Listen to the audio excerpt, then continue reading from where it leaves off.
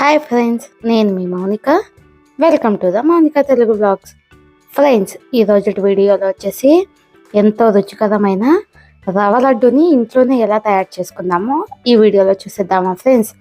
ఇంట్లో ఉన్న వస్తువులతోనే సింపుల్గా రవ్వ లడ్డుని మనం తయారు చేసుకోవచ్చు. చూడండి ఫ్రెండ్స్, దాని ప్రాసెస్ ఏంటో చూపిస్తాను. ముందుగా వచ్చేసి ఒక కడాయి తీసుకొని అందులోకి ఒక 3 టేబుల్ స్పూన్ల నెయ్యిని వేసుకుందాము. ఇక్కడ నేను గడ్డ నెయ్యి వేసుకుంటున్నాను. చూడండి, నెయ్యి మొత్తం కరిగేంత వరకు దీనిలోకి మనం ముందుగా కట్ చేసుకున్న జీడిపప్పులన్నిటిని వేసుకుందాము. వేసుకొని ఇలా సన్నగా కట్ చేసుకోవాలి. చూడండి, ఇవన్నిటిని వేసుకొని వీటిని గోల్డెన్ కలర్లోకి వచ్చేంత వరకు బాగా ఫ్రై చేసుకోవాలి. చూడండి, మనము దీంట్లోకి గోల్డెన్ కలర్లోకి వచ్చేంత వరకు ఫ్రై చేసుకుంటే చాలా రుచిగా ఉంటాయి. మీరు ఇక్కడ జీడిపప్పు లేకుంటే స్కిప్ చేయండి, లేదంటే కన్ఫామ్గా జీడిపప్పు ఉంటే కన్ఫామ్గా వేసుకోండి. టేస్ట్ అనేది చాలా బాగుంటుంది. చూడండి, ఇలా ఫ్రై అయ్యాయి కదా, వీటన్నిటిని వేరే బౌల్లోకి తీసేసుకుందాము. ఇప్పుడు ఇదే నూనెలో రవ్వను వేసుకుందాము. ఇందులోకి మనము 1 కప్పు రవ్వను వేసుకుందాం. బొంబాయి రవ్వ ఉంటుంది కదా, ఆ రవ్వ వేసుకొని బొంబాయి రవ్వ మొత్తం బాగా వేగేలాగా దీన్ని మొత్తం ఒకసారి కలుపుకుందాం. మనకు నెయ్యి వేసాం కదా ముందు, ఆ నెయ్యిలోనే బొంబాయి రవ్వ వేయించుకోవాలి. ఎక్కువ ఏం అవసరం లేదు, ముందు వేసిన నెయ్యి అయితేనే సరిపోతుంది. చూడండి, ఇలా బొంబాయి రవ్వ మొత్తం పచ్చి వాసన పోయేంత వరకు బాగా ఫ్రై చేసుకోవాలి.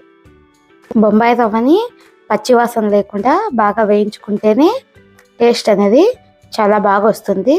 ఇప్పుడు ఇందులోకి ఒక 2 టేబుల్ స్పూన్ల కొబ్బరి పొడిని కూడా వేసుకొని దీన్ని కూడా బాగా వేయించుకుందాం. చూడండి, వీడియోలో చూపించినట్టు ఇలా మొత్తం కలుపుతూనే వేయించుకోవాలి. ఎందుకు అంటే ఇక్కడ కింద అడుగు అంటుతుంది కాబట్టి ఇలా కలుపుకుంటూ వేయించుకోవాలి. చూడండి, ఇలా వేగింది కదా, ఇప్పుడు ఇలాగైతే సరిపోతుంది.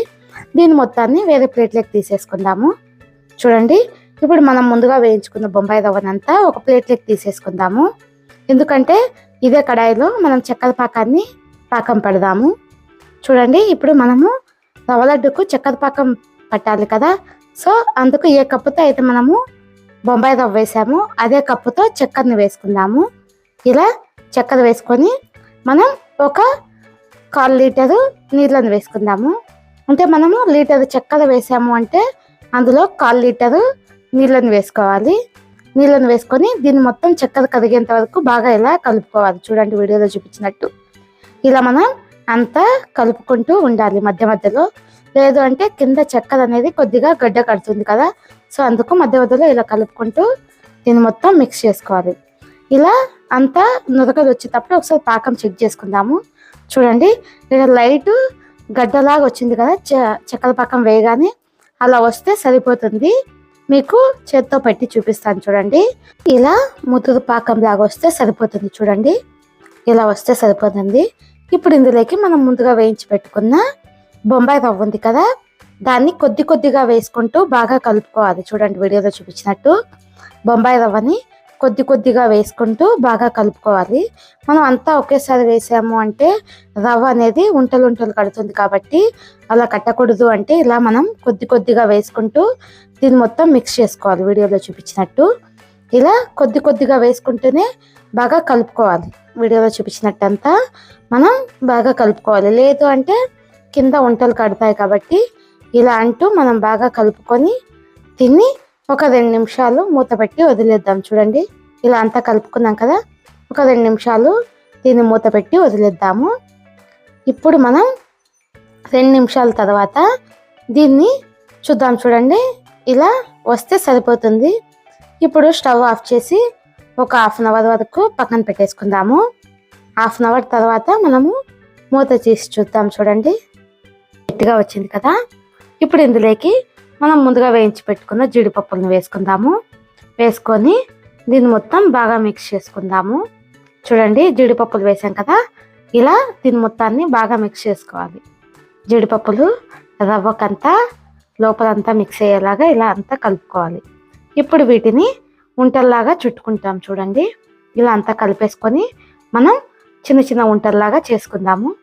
రవ్వ లడ్డుని లడ్డులాగా ప్రిపేర్ చేయాలి కదా, ఇలా కొద్దిగా పిండి తీసుకొని ఇలా అనుకోవాలి. చూడండి, వీడియోలో చూపించినట్టు ఇలా అంటూ చిన్న బాల్స్ లాగా తయారు చేసుకుందాము. చూడండి వీడియోలో చూపించినందుకు మనకి ఏ సైజు కావాలి అంటే ఆ సైజుని తయారు చేసుకోవచ్చు. అలాగే ఇంకొక రవ్వ లడ్డు కూడా తయారు చేసి చూపిస్తున్నాను చూడండి. ఇలా వస్తే సరిపోతుంది. దీన్ని కూడా పక్కన పెట్టేసుకుందాము. చూడండి ఫ్రెండ్స్, అన్ని రవ్వ లడ్డుని నేను తయారు చేసి చూపించాను కదా. ఇలా మీరు కూడా సింపుల్గా ఈజీగా ఇంట్లో తయారు చేసుకోవచ్చు. ముందుగా మనకు సంక్రాంతి ఫెస్టివల్ వస్తుంది కదా.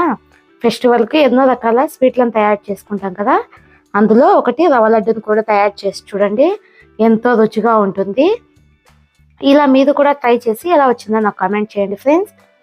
ఇలాంటి మరిన్ని వీడియోల కోసం నా ఛానల్ని లైక్ చేయండి, షేర్ చేయండి, సబ్స్క్రైబ్ చేయండి friends. Thank you for watching.